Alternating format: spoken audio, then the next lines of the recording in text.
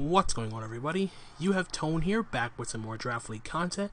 This time bringing you guys my battle for week number 1 of BBL season number 9, where this week we kick off the season taking on a familiar foe in RazorClawww, the coach of the Townsville Tyranitars. His link will be in the description down below. Be sure to check him out, as well as all the other coaches taking part in the BBL. So yeah, this is the first actual full Uber's Wi-Fi battle that I'll be taking part in.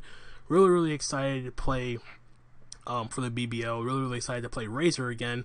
We've last played him not too long ago in Pack, and we ended up taking a loss in that game. So we're looking for a bit of payback for this battle. So yeah, really excited to play this. He has a very scary team. He has the doggone Xerneas. Thankfully, though, the Xerneas does not get access to, cannot use Geomancy in this league, thankfully. But even without Geomancy, Xerneas is a big problem regardless, even though I do have a fairly good Xerneas check in Ho-Ho. That's not really the case in the face of Xerneas. I feel like he has the team that's built fairly well to best support Xerneas as best as possible, especially considering he has Xerneas with the Sand Core of the Tyranitar and the Excadrill. The T-Tar was the Pokemon I traded to RazorClawww right after the draft had ended. So yeah, facing off against the Pokemon I used to have on my own team kind of stings, but it's alright. It's nothing I can't really handle with a team I did end up building. He also has some pretty solid other lower tier stuff like Toxtricity, and Teleon could be a little bit of a nuisance, despite the fact that it looks like I have a pretty good amount of good water resist on my team between the combination of Tapu Fini, Tangrowth, and even the Goodra. It could still be a bit problematic if he able to position Inteleon to be a problem with like Snipe Shot, like Focus Energy Sniper, Snipe Shots or whatever, by chipping down my Fini or whatever. But yeah, I still feel pretty confident with the team I ended up building. I built this team to try to best handle pretty much any combination of 6 Pokemon that he decided to bring against me. But it also comes down to the fact that it's RazorClawww, and RazorClawww is like one of the most unpredictable people I've ever faced in Draft League, because you think he's going to build a certain way, and he just throws caution to the wind and say, I'll build what I feel like building. So with that being said, though, the team I did end up building for this battle, first Pokemon I want to start off with is one of the win cons in this battle, and that's going to be my Mew, as you see, with Bulk Up, Drain Punch, Psychic Fangs, and Leech Life. This set is designed to theoretically, quote-unquote, never die. Mainly because of the fact that the combination of Drain Punch, Psychic Fangs, and Leech Life hits everything on his team, at the very least, neutrally.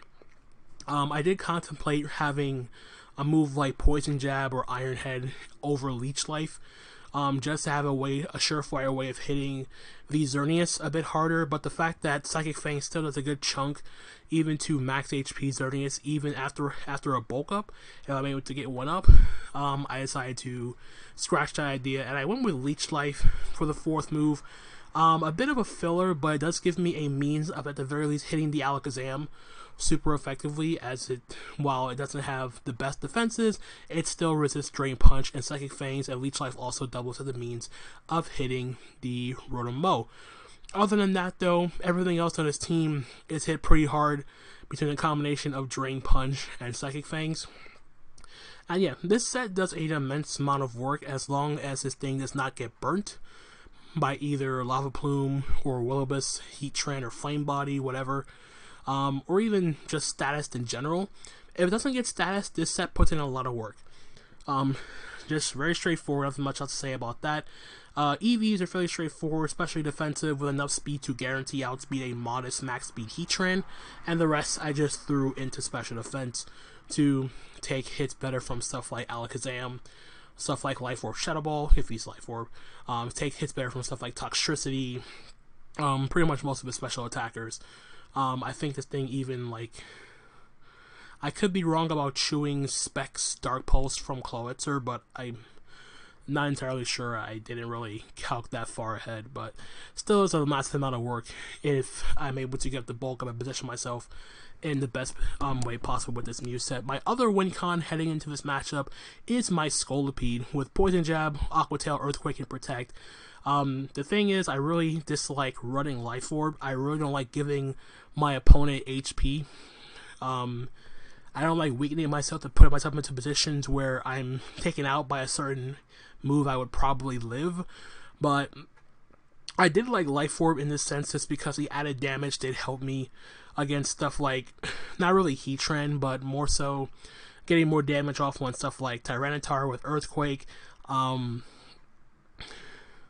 even the Como. Like, Como is really like the only real, the one Pokemon he can really switch into Scolipede. And getting the extra damage off on Como would benefit my Mew. And sort of vice versa. I could have went with Heavy Duty Boots, but I felt like I'd be hitting a little bit weaker. I felt too weak with Heavy Duty Boots as opposed to Life Orb. I could have possibly ran like Poison Barb or something like that, just to boost the power of Poison Jab at the very least, since its poison resists. Don't appreciate the coverage options that Scolipede does have. And yeah, not too much else to say about that. This EV spread is pretty straightforward. Just max attack to hit as hard as possible, enough speed to guarantee outspeed Xerneas, and then the rest are just position in a way where I have enough HP to give myself a Life Orb number, and then put the rest into defenses. Very straightforward set with my Scolipede. Now moving on to the bulk of the team, starting off with my Ho-Ho. Very simple 3 attacks roost set with the Heavy Duty Boots. Sacred Fire, Brave Bird, and Earthquake hits everything on his team neutrally, with the exception being the Archeops. I do expect the Archeops to come specifically to try to check the Ho-Ho, but it's going to have to be wary in the sense of trying to switch in, especially if I'm able to click Sacred Fire. If the Sacred Fire connects and it gets burnt, then that's essentially a crippled Archeops, unless the Archeops is special. And considering it's Razor Claw, that's not the realm of possibilities with that. This also doubles as my Xerneas check, like I said earlier. This isn't designed to be my dedicated switch into to the Xerneas, basically because of the fact that Xerneas does get access to Rock Slide. And heading into this matchup, when building this team, I more or less expected this Xerneas to be physical, just because of the fact that physical Xerneas gets so much more out of facing my team as opposed to a standard special set, or at the very least mixed. So something like Moonblast to maintain the Fairy Stab, he would need Rock Slide for Ho-Ho, and then probably some way of hitting my Steel type. Granted, my Steel type is a Togedemaru, so whether or not he respects it or not is his call, but I'm pretty sure if he's physical, Play Rough will still do a crap ton of damage to Togedemaru regardless, so I'm not really going to try to use Togedemaru on my Xerneas check, because spoilers, it's not even coming in this game. So yeah, so other than that though, the EVs on this Ho-Ho is fairly bulky to take the hits I need. The investment, the HP, and the defense lets me guaranteed take a unboosted Rock Slide from a Jolly Xerneas from full. If he's adamant, it's a roll. And if he's boosted, then I die. That's pretty much just the long and short of it. The speed is hitting the same speed stat as the Mew, and outspeeding a modest max speed Heatran, only because of the fact that I feel like if he brings Heatran, he doesn't really have much on him. I don't really have much on my team that Heatran can naturally outspeed. Like, the one thing would probably be like a Jolly max speed Pangoro, and even then, Heatran can still do that and still run Modest Nature. So I'm only outspeeding Modest. Hopefully bop that thing with an Earthquake, unless he is Sugar Berry or Air Balloon, in which case I will just try to break the balloon with the Brave Bird, and I can take any rock move from Heatran regardless.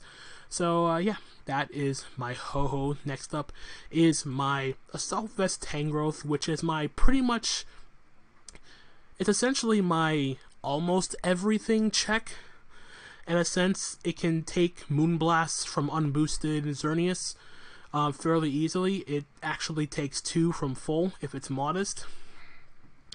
And then I can scare it out with a Sludge Bomb, Giga Drain for recovery, Knock Off to get rid of items. And Earthquake is mainly just there to do a bit more damage to the T-Tar and potentially knock out the Toxtricity depending on its investment. But yeah, this is a very straightforward Assault Vest set to check Xerneas, check Heatran. This pretty much, like I said, checks everything on his team not named Como. If the Como is bulletproof, I cannot do much to it aside from Earthquake. And if it's like a defensive Como with Iron Defense, or even if it's Clangorous Soul, then Tangrowth just becomes setup fodder. So yeah, nothing much else to say about Tangrowth. It's a very straightforward AV set. And it's just my multifaceted check for everything. Then moving on, we have my nice Stealth Rock SD Landorus with Earthquake and Stone Edge. This is also another fairly solid Mon, considering the fact that, well, I was actually debating the last move for the most part. Basically, when it came to Landorus, I had 3 options with the move set. It was either go Stone Edge, it would either go U-turn, or it was either run with Gravity, because as you see by his team, he doesn't have an actual ground resist. Or to put it more into perspective, his ground resists are a flying type and a levitator, and if Gravity is up, then Rotom is hit neutrally by Earthquake, and Archeops is weak to Earthquake. So yeah, his real best way to switch into the Lando T is if he is like a Fizz-Dev Como, and even then Como will be taking like roughly 35, maybe 40% from a soft sand boosted Earthquake from my Landorus. And yeah, this set is designed to get up rocks, try to pressure his slower stuff. It can definitely intimidate to weaken stuff like Excadrill. It can take hits from stuff like Archeops, even taking like maybe like 50 or thing, like close to 50 from Aqua Tail Archeops if it's unboosted. Of course, the one thing I do have to worry about if the T-Tar is like Fast Tar and it's like Ice Beam or mainly Ice Beam. Ice Punch maybe, but it depends on the set. So yeah, this set is just be a bulky Stealth Rock setter.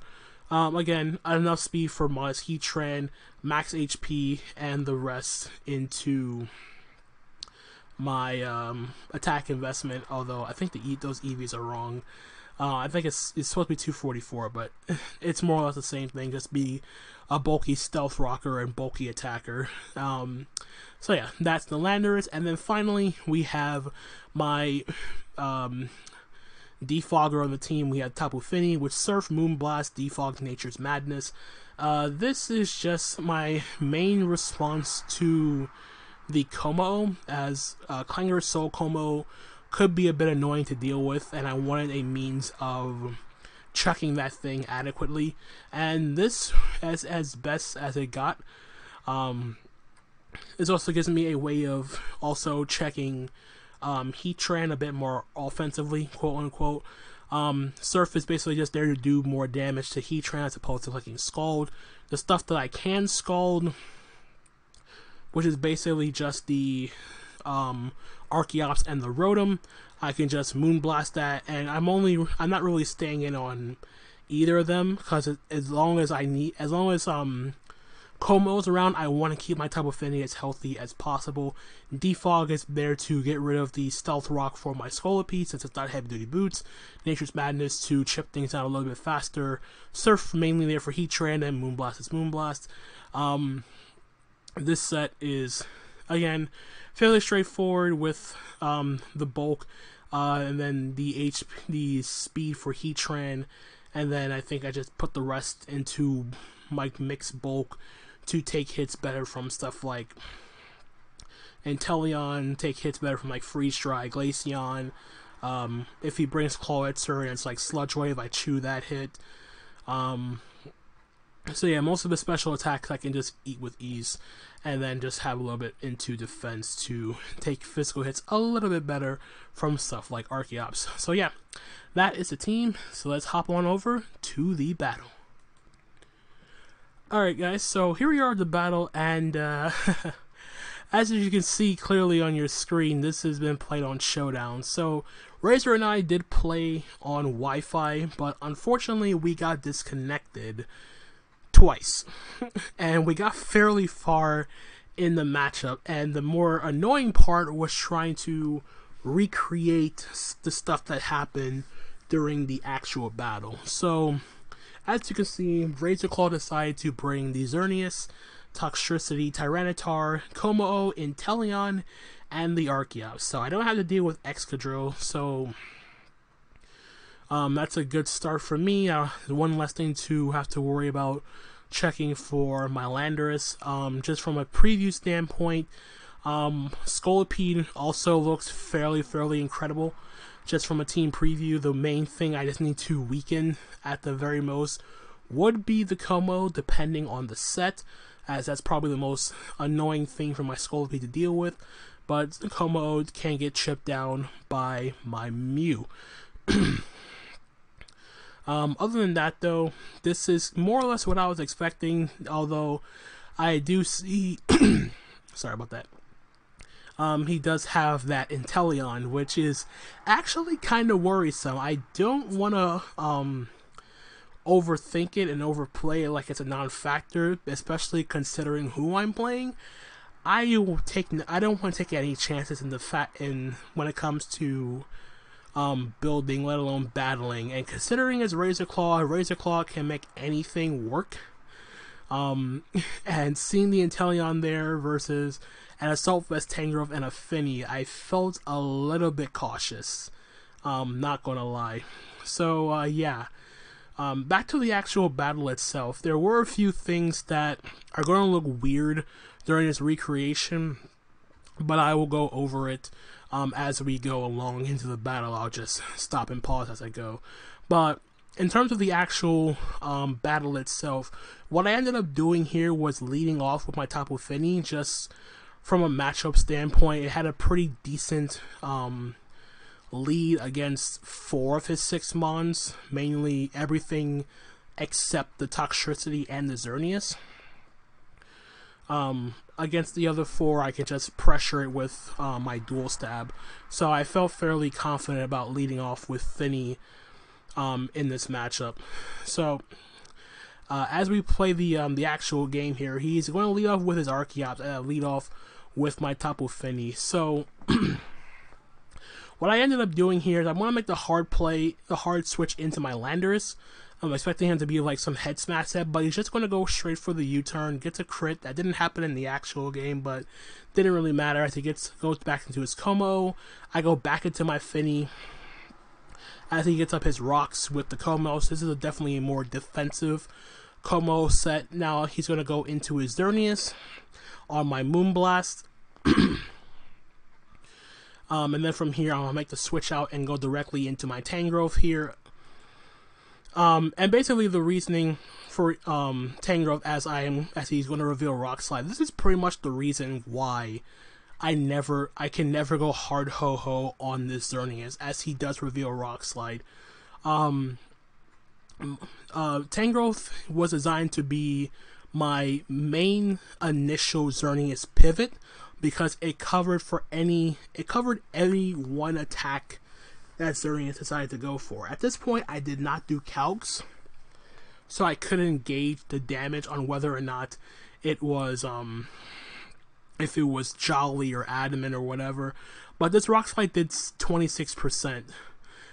So I'm thinking maybe it's Adamant just based on the damage as he goes into Archeops on my knockoff, so I get rid of his heavy duty boots. So now I'm going to switch out and go back out into my Landorus, as he's just going to go for the U-turn again.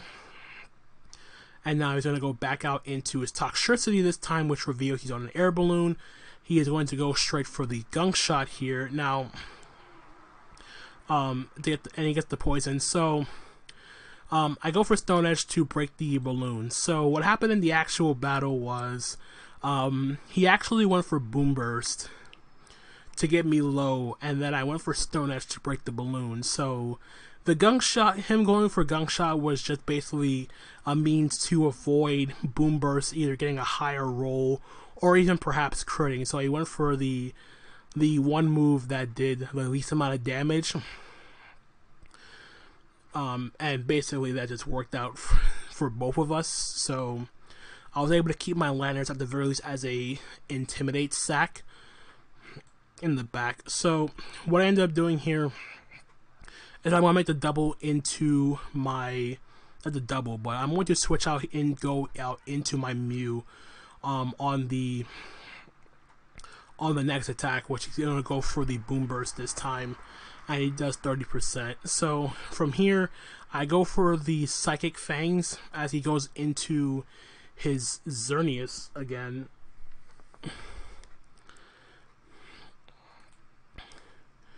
Oops. So I Psychic Fangs here. I do about 27%, and then here I want to make the play, and then I'm going to go back out into I'm going to go back into my Tangrowth as he's going to pick a double. He's going to pull a double switch into his Tyranitar.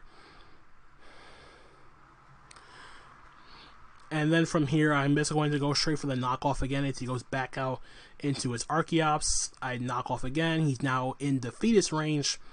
And then from here, he does click Dual Wing Beat. But because he's in the Fetus range, he doesn't do that much damage to me. I go for Giga Drain. I almost knock him out, but he does live because of the Sand Boost that he got. So then I Giga Drain again. And knock out the Archeops that way, which does allow him to get a free switch into the Toxtricity. I go back out into my Mew as he goes for the Boom Burst. And then from here, I am just going to go... he's actually going to go for... I'm going to double back into Tangrowth. So these next few turns are a bit more awkward. So basically what happened in the... So basically what happened in the actual battle was, well, obviously none of this, but, so what happened in the original battle was, the Dual Wing Beat that the Archeops missed in this recreation actually played a big part in this, because my Tangrowth was supposed to be a whole lot lower than it is right now. It was supposed to be like around, like, 8%, because the, he did hit Dual Wing Beat twice, and I left him like 13 HP or something like that. And I knocked him out. So he needed the Tangrowth to be a little bit lower. So what we ended up agreeing on was going Mew, then going back into Tangrowth, and then letting my Tangrowth get weaker to the point where it was close enough to where it was in the actual battle, and then go back into my Mew. So that's pretty much what's going on with these sequence of plays here. Is I'm just trying to get myself a little bit lower to the point where we're at an adequate amount of HP. So now I'm going to go back out into my Mew, and this time he is just going to go for the Shift Gear, which happened in the actual game. So what happened was, in the actual game, he actually Shift Gear as I stayed in and went for Psychic Fangs. So I think he only did that because he didn't know if my Mew was faster or not. So he shifts gears again just to ensure that I do get the KO on the Toxtricity with the Leech Light, but I went for Psychic Fangs in the actual game. So Toxtricity goes down here, and here he comes back out into his Tyranitar.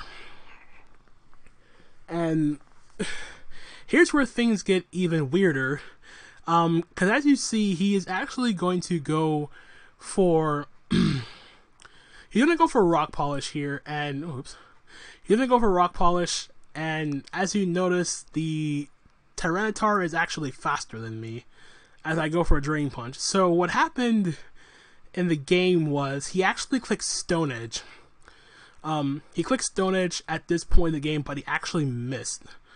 And then I went for Drain Punch, and I got back essentially most of my health. So to compensate for not trying to risk Stone Edge missing and wasting even more time, he went for Rock Polish this turn. And the other thing to take into account is the fact that his T-Tar is faster than my Mew. So this is a Scarf Tar with Rock Polish, which sounds stupid, but it actually makes a lot of sense because of the fact that RazorClaw can use Tyranitar as a means to pivot in to Tangrowth, predicting me to go for knockoff, get rid of the Choice Scarf, and then he can just Rock Polish afterwards because it can live any one hit from Tangrowth, and then he'll be at +2 speed, and then essentially outspeed everything on my team. So it may look stupid in theory, but in considering the mon he would try to bring it in on, it would make sense to be Scarf Rock Polish for that very reason. So with that, I am going to Drain Punch, get back a good portion of health with my Mew, and this is where we actually ended up disconnecting the first time. So we got back to this point, and obviously I didn't want to like do anything stupid. So out of respect to Razor, I ended up clicking Drain Punch again because we both pretty much agreed that there's no way in hell he was going to stay in on this T-Tar. So now he's going to go out into the Xerneas to take the incoming Drain Punch from my Mew.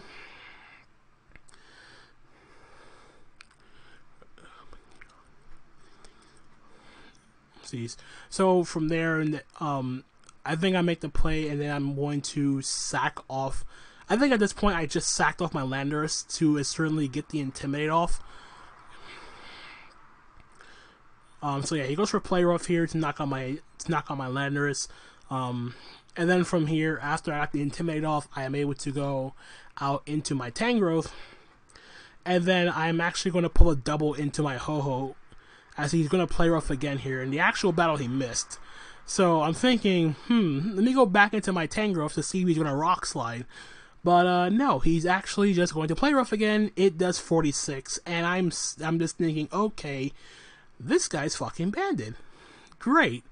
Which is good information because that means my Ho-Oh can come back in for free, but it's bad because I just let my Tangrowth take I let my Tangrowth take damage for no actual reason at this point. Like, if I had just calced the damage, I would have known for sure that this was indeed a choice banded Xerneas, and my Tangrowth would have been at a lot higher of HP, which does suck, but I still felt like my positioning was still pretty good in the long game.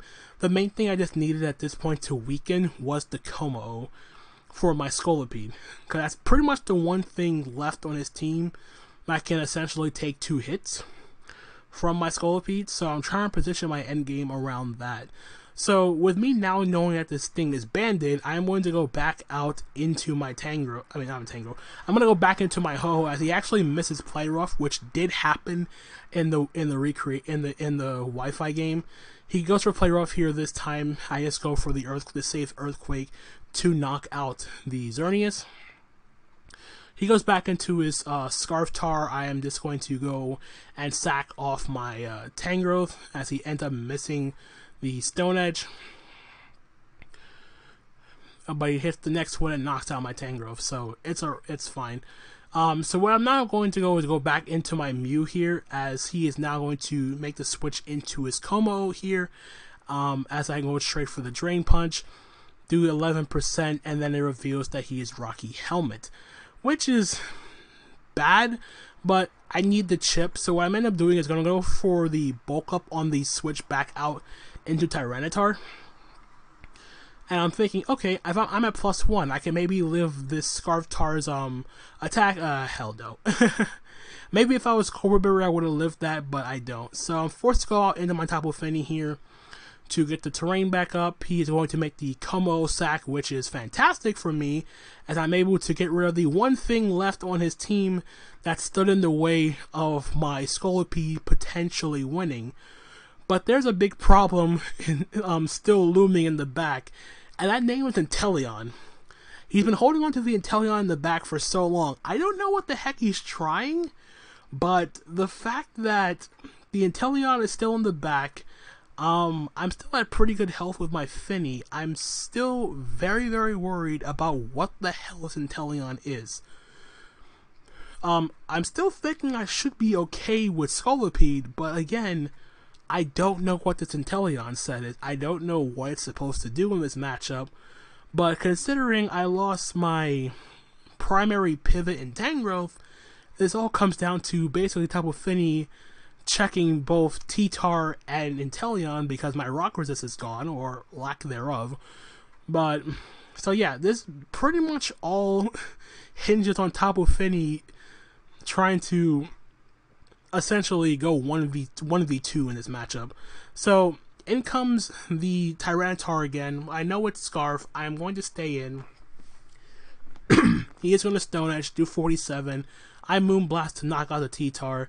And now it comes down to this doggone Inteleon. I don't know what his intention is, and then I see Swords Dance. And and essentially was like, all bets are off now. He's SD Inteleon, and I was telling myself when building this team, the way to go against my team was physical, and yeah, special Inteleon made no sense against my team because I had too much special bulk to take on Inteleon, even with the sniper crits. So SD Inteleon with Banded Xerneas made, as weird as that may sound, it actually makes perfect sense because Inteleon is basically fast water type. It's faster than my Ho-Ho. It doesn't care about if it gets intimidated, it gets SD up, and then it gets forced on my lander for an ice move, all that stuff. So yeah, it basically just comes down to me killing this thing with my FINI as I Moonblast for 55.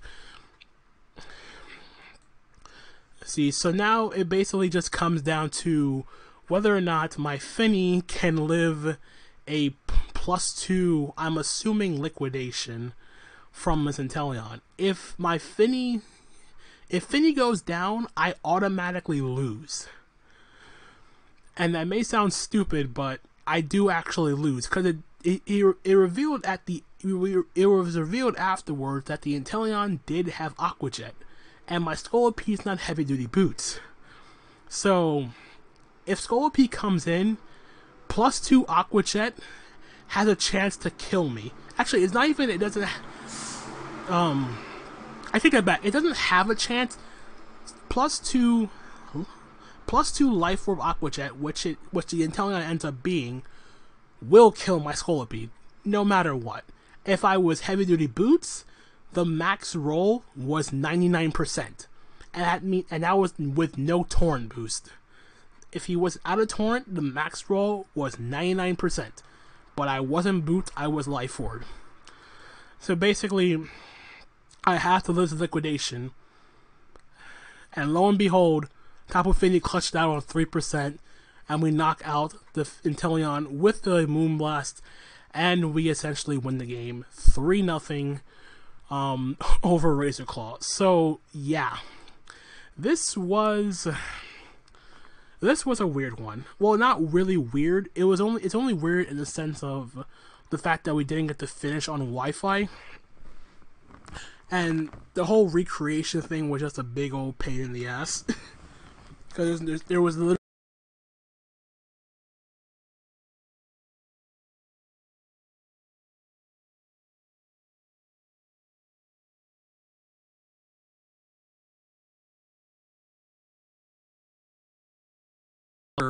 and it would had to take initial damage from that sequence of events. I already lost my Landers at that point, and then my Tangrowth already died to Stone Edge.